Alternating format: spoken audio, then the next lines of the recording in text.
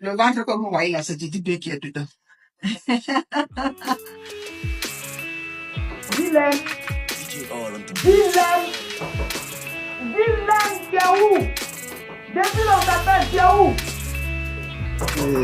La naissance de Didi B ici au village Kiyi. Et il se passe que justement Didi a été conçu et il est né ici parce que ses deux parents, le papa et la maman, étaient des membres du village Kiyi et que nous avions demandé aux femmes du village d'éviter les avortements. Parce que dans la plupart des troupes à l'époque, si une fille est enceinte, bon, mais elle est exclue ou bien elle est suspendue jusqu'à ce qu'elle accouche. Et nous, on a été une de ces premières compagnies à autoriser que si les filles sont enceintes, elles puissent accoucher normalement comme les femmes de n'importe quel autre métier, avoir leur congé de maternité et continuer. Et donc, ce jour-là, pendant que la maman de Didi B était déjà à terme, mais on ne savait pas quand est-ce qu'elle allait accoucher. J'étais en train de peindre ce tableau. J'avais commencé à travailler ce visage qui était sorti, puis les seins sont sortis, le ventre, et j'ai versé la couleur rouge. Elle s'est répandue de cette façon. Ça a commencé à m'intriguer, puis j'ai commencé à travailler un peu le fond. Et il y a eu ce visage qui est apparu. Et puis, les écritures qui sont là. Zerewe, c'était le nom de la maman de Didi B. Et c'était comme si ils avaient la question Zerewe, où es-tu? Parce qu'il y a le E et c'est... À ce moment-là, j'ai arrêté le tableau. Et je me suis retournée, j'ai dit, mais au fait, où est Zerewe? On m'a dit, on ne sait pas. J'ai dit, comment ça, vous ne savez pas? Une femme est enceinte, elle est à terme, vous ne savez pas comment ça. C'est depuis quand on ne l'a pas vu. On me dit, on ne l'a pas vu depuis le matin. J'ai dit, mais c'est pas possible.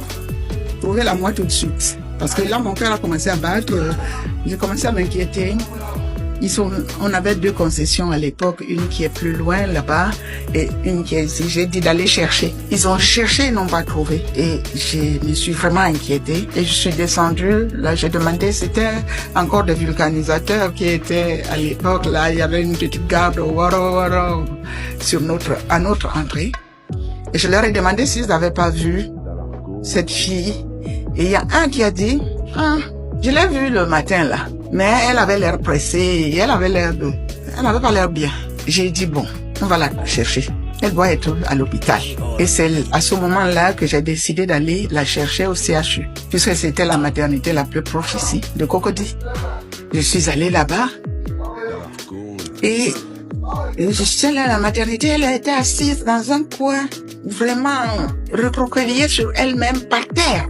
Là, j'ai vu rouge, je dis, mais c'est pas possible. Je suis allée lui demander qu'est-ce qu'elle faisait là, toute seule. Elle a dit qu'elle s'était sentie mal, donc elle était venue un peu, mais on lui dit d'attendre, on lui dit que c'est une césarienne qu'on doit lui faire, et on lui dit le prix, mais le prix là, elle sait qu'elle ne peut pas faire, donc on lui a dit d'attendre le service social, je ne sais pas.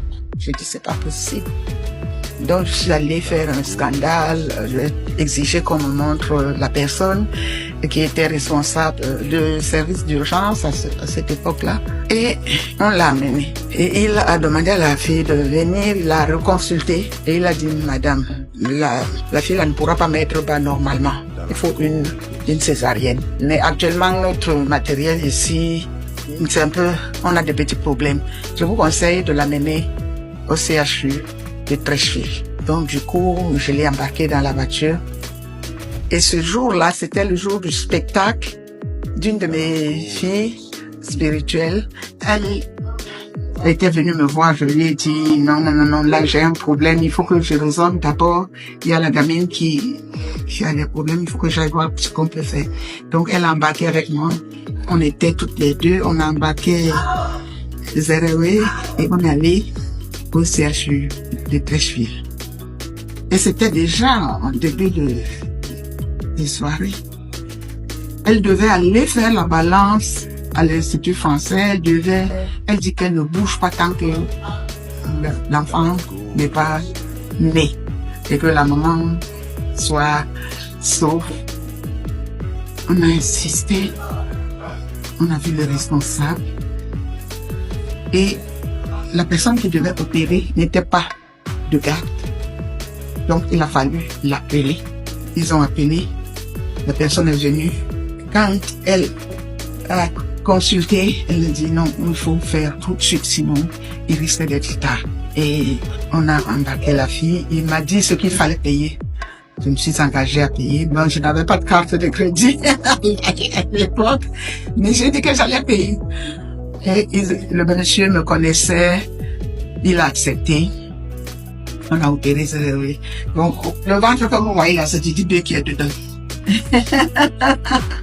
Parce que quand on a fini de l'opérer, et qu'elle a été sauve quand le chirurgien là, quand il est sorti, il m'a dit, Madame Werewere, vous avez une chance inouïe. Encore un quart d'heure maximum, et on perdait et la mère et l'enfant.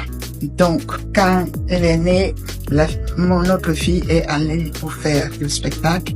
Et le spectacle s'appelle La Veuve d'Hélène. Et nous, on a décidé de l'appeler Dihilène. Donc, le Didi là, c'est Dihilène. Son nom, c'est Dihilène ou Dihilène.